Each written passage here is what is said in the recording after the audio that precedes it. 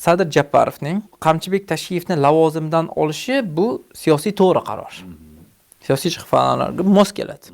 Realizmga mos keladi. Lekin ikkinchi masala borki, bu biz ular hozir taqdim etgan ma'lumotni ko'ryapmiz va ularning talqini asosida ko'rib chiqyapmiz-da. Ya'ni biz sal kengroq fikrlashni taklif qilgan bo'lardim bu masalada. Avvalo, to'g'ri, u Germaniyada davolanayotgan vaqtda olib tashlandi nisbatan to'g'ri qaror. Bu xuddi nima deydi, Zhukovning yoki o'sha SSR vaqtidagi yirik harbiy liderlarning yoki yuqori lavozimli shaxslarning hokimiyatdan olinishiga o'xshaydi hamda, ya'ni o'xshash taraflari ko'p albatta-da.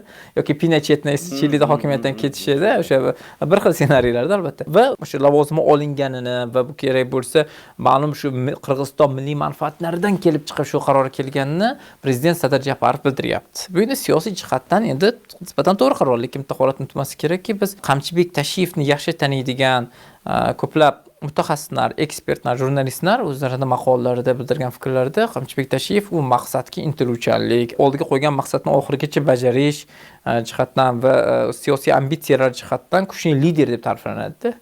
U kerak bo'lsa 2010-yildagi masalalarda ham, mojarolarda ham uning qatnashganligi va kerak bo'lsa Sadir Japarovning hokimiyatga kelishida ham juda katta rol o'ynaganligi masalasi bor-edi. Endi tasavvur qiling. Bu keling huquqiy jihatdan ko'rib chiqaylik. Qirg'izistonda prezidentlik muddati bir muddatlikda prezidentlik. Va oxirgi marta saylov qachon bo'ldi? 2021-yilda. Keyingi saylov 2027-yilda bo'lishi kerak. Va xavfsizlik xizmatining rahbari bir vaqtning o'zida prezidentlikka o'z nomzodini qo'ya oladimi degan savol bor. Ya'ni bu yerda qonun bo'yicha cheklangan-ku bu masala.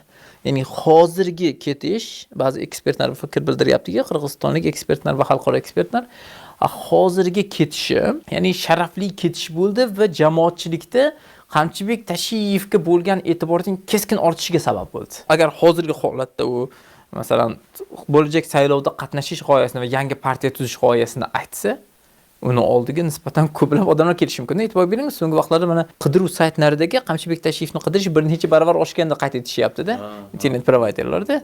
Bu holatda u juda katta o'ziga yarasha nima deydi, birinchi o'rinda media markaz, siyosatshunoslik tushunmasi kerak, media markaz. Ikkinchidan bo'lsa e'tibor bersangiz, Qirg'izistondagi siyosiy madaniyat hokimiyatdagi insonga yaqinlik bilan emas, balki hokimiyatdagi insonga qarama-qarshi chiqsa, uning obro'si, ya'ni demak bu nima uchun qarshi chiqilyapti? Demak bu to'g'ri yo'lda degan masalada bo'lishi mumkin deb ko'plab qirg'izistonlik ekspertlar ham fikr bildiryapti-da. Ya'ni bunda u o'zining nimasini ko'rsata olyapti, menini ko'rsata olyapti. Ya'ni bu ehtimol parda ortidagi o'yinmikin degan ma'noda. Ya'ni hokimiyatning bo'lajak tranzitiga tayyorgarlik sifatida baho berayotganlar ham bor. Ya'ni bo'lajak saylovlarda endi masalan Sadir Japarov qatnasha olmaydi.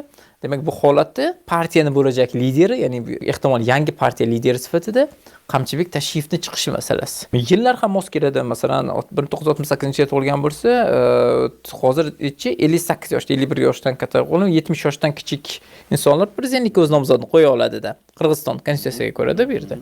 Va bu holat uning imkoniyatini oshiradi. Ikkinchidan bo'lsa, Sadir Japarov va Qamchibek Tashiyev o'rtasidagi bu o'ziga xos mediaviy kurash, agar mediaviy kurashda saqlanib qolsa va uchinchi shaxsning, liderning chiqishiga yo'l qo'ymasligi mumkin-da. Ya'ni asosiy markaz shu yer bo'lib qoladi-da. Trendda bo'lib qoladi, ular siyosiy trendda-da. Va bu taraflari bor deb bir qancha ekspertlar fikr